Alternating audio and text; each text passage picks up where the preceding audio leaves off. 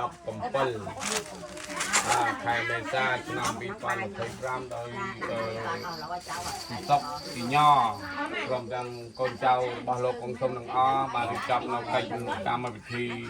ហៅថាបាំងគោចូលឆ្នាំថ្មីនៅនេះអាកាសពេលនេះខ្ញុំបាទក៏សូមអញ្ជើញទេវតាលោកម្ចាស់ទឹកម្ចាស់ដីដែលលោកថែរក្សានៅកន្លែងនេះថ្ងៃនេះកូនចៅបានរៀបចំកិច្ចនៅកម្មវិធីបាំងគោជូន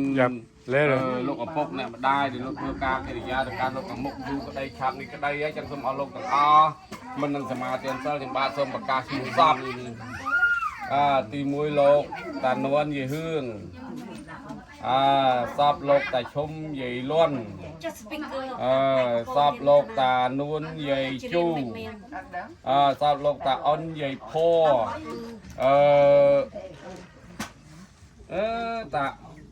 អុនយាយភ័រចឹងហ៎ហើយតាអុនទៀតយាយភួរតាអុនយាយភួរដែរអូពីរឯងចំឆ្ងល់តាហុងយាយរុន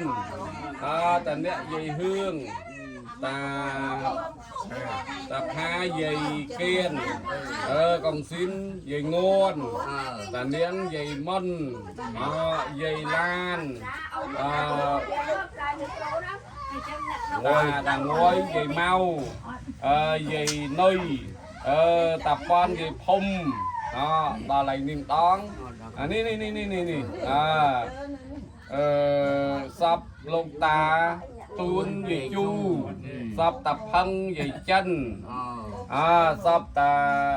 ដឹបនេះហើយហ្នឹងហើយតាដឹបយាយដឹមយាយផនតាដឹមយាយរ៉ាត់តាជ្រិនយាយអ៊ុតតាយឹមយាយអ៊ុនតាផែមយាយតាភេមយាយតំតាងួយយាយនូចតាតុនយាយភីម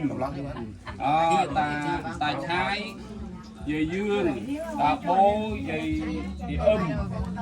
ហើយនេះនឹងចាប់ផ្នែកខាងយើងហ្នឹងណាលោកខាងបំពៅសពលោកតា